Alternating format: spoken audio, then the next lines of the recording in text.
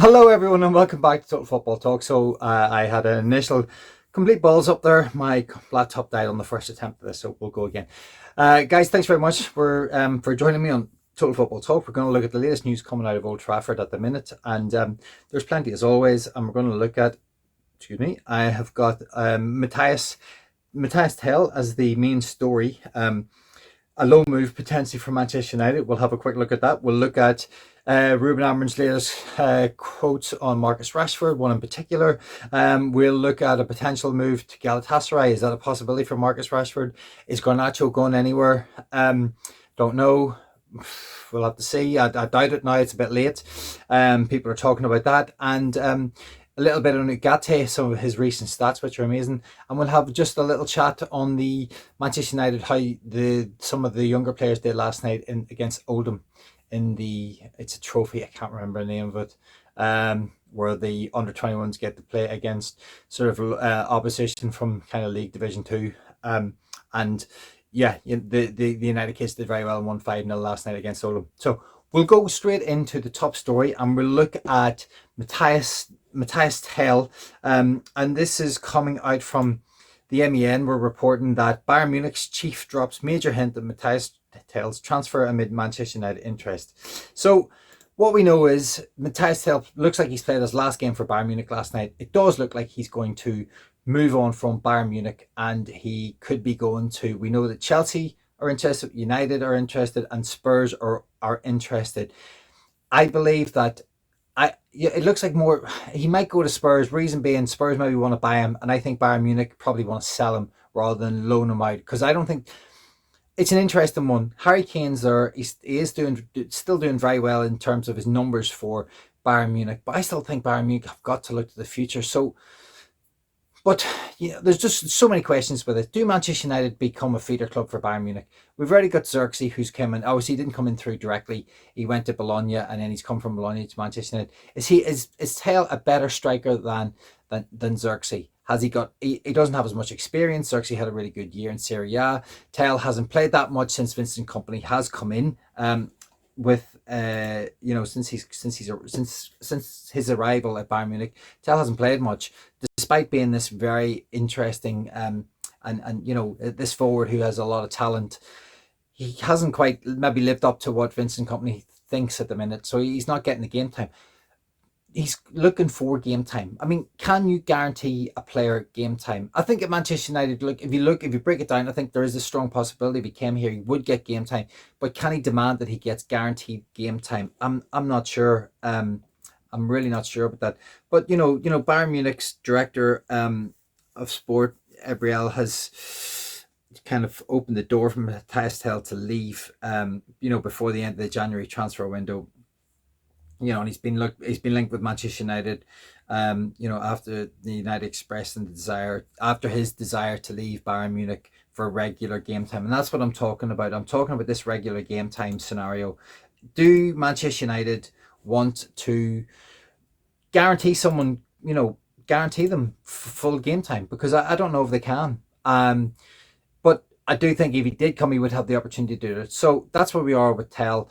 This is going to unfold pretty quickly between now and the end of the year, or between now and the end of the transfer window. I don't believe that we're going to buy anyone at this stage. I think we bought Dog. I think that keeps us from what other people are talking about under the PSSR and FFP rules. So we're still walking that tightrope, but we're okay after having that purchase. But I still think it's a little bit high. But he's in. Apparently his medicals today, I was reporting that it was yesterday. Maybe he did half of it yesterday, but looks like he's going to do his medical today, and hopefully that deal will get wrapped up. And with a bit of luck, he'll be available to go into the team on Sunday.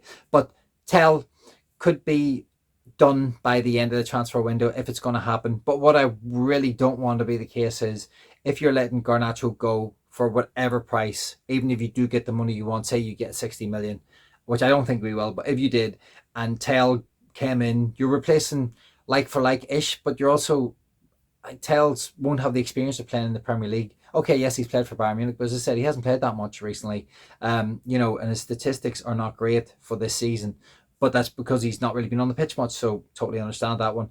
But the kind of other side to this is, as well, just it's not just United, it's United, Spurs, Chelsea, and Arsenal are also in the race as well. Sorry, according to the MEN. And you know, they'll consider a loan move and a permanent deal. But for me, I think they'll probably want to go for a full-on permanent deal because that will suit them and they'll bring money in.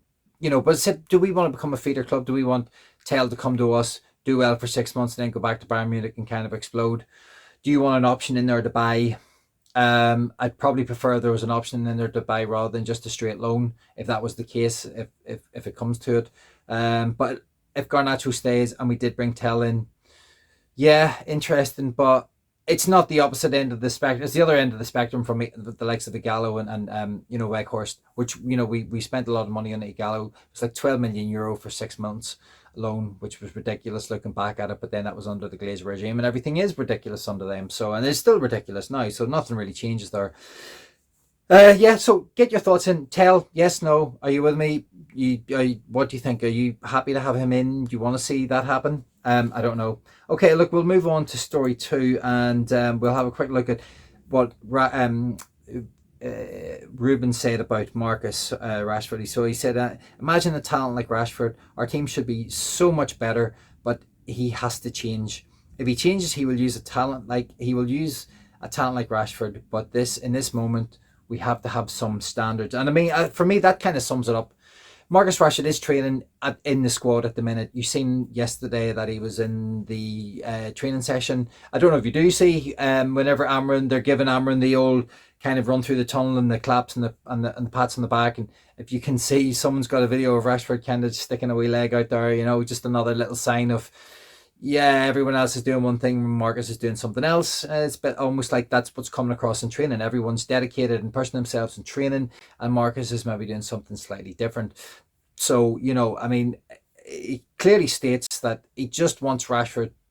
Obviously, he knows there's a player in him. He just wants for it to come out. But as Fabrizio Romano has reported, I don't quite have the caption, it's a broken relationship. I don't think there's a way back. United have to now stump up the money and help Marcus out here and help him leave the club, whether it's a loan to Galatasaray, which is the next little bit that's you know, we'll have a quick look at. So, you know, the Muppeteers are Manchester United, UFC, MPB are reporting that Galatasaray, you know, with until the end of the season.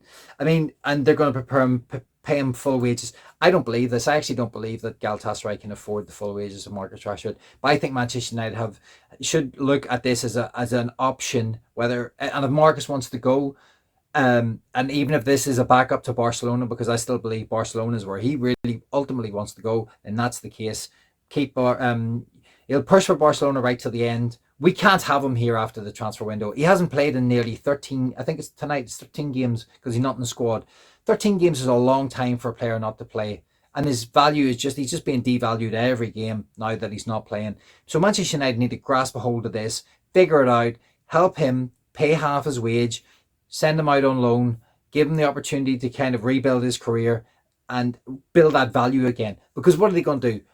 Ruben Amorim he's not going to use him. Yeah, he could maybe train harder in training, and maybe he could turn it around, but I severely doubt it at this stage. You know, I just can't see it. Roy Keane talked about Leopards not wanting to change their spots, and I don't know if that's the case with Marcus, but you know, it may well be. So I think that's where we are with that. Glazers and Ineos have got to pull their finger out and do something to help Marcus Rashford out and help the club out here. And then just the last couple of little bits, you know, the Muppeteers were also talking about they don't believe Alejandro Garnacho is going to leave now, and I think the time is becoming tight. I think this can only be a last minute play by Chelsea throwing something at United in the final 24 hours of the transfer window and hoping that Manchester United are going to buckle and you know, just bring that price down. So bit of a standoff on this one, and I just think that Manchester United are going to literally stand up and not do anything. I think Garnacho will stay, and I hope if he does, I hope he just carries on progressing under Ruben Amorim and show him the player that he is and the talent that he has, and you know, at least get into the summer and then we can kind of reassess if, you know, Ruben wants to bring someone else in and Garnacho can be sold on. As long as Garnacho, we can get the best out of him between now and then, we can kind of move forward with that. Okay, so that's it. And the last one, this is just an interesting little stat that came out. Statman Dave, who does a lot of really good stuff, he says Manuel Ugate is averaging 4.5 tackles per 90 minutes in the Premier League this season. That is the most by any Manchester United midfielder since Owen Hargreaves. Now, I don't know how many people will remember Owen Hargreaves. He had a brilliant 2000 when we won the Champions League. That particular year was absolutely brilliant. He had a phenomenal 2006, was it 6 World Cup, 2002? Yeah, 2006 World Cup. He was unbelievable for England. I remember as a Manchester United fan, before he signed for us, thinking, oh, he was playing for Bayern Munich. Oh, we got him. It'd be absolutely amazing. We did get him. Unfortunately, he was crippled by injury. He had a lot of injuries, and it didn't quite have any longevity at Manchester United. But for a couple of seasons, he was very, very good.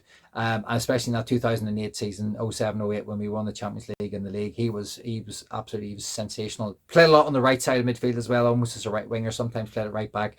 Very versatile, but an unbelievable engine. So, if Ugate can kind of keep progressing at the rate that he is, happy days. And obviously Statman Dave's stats there are kind of backing up that, which is brilliant to see, because I think Ugate is an excellent player. I think there's a lot of longevity in him, and hopefully he'll be a brilliant player for Manchester United going forward for the rest of the time. And as I said, just a shout out to the under-21s.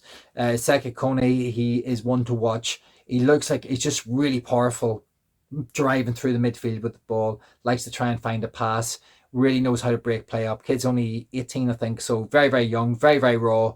But Manchester United are building and moulding the team, and I believe Ruben Amormin wants to try and mould going forward. And this is the way to do it, but I still think we need some experience in there, but experience that's worthy of being in the team at the minute, just to help these younger ones through this transitional period while Ruben kind of figures out Manchester United, the Premier League, his system, Europe, and kind of everything else that's encompassing with Manchester United.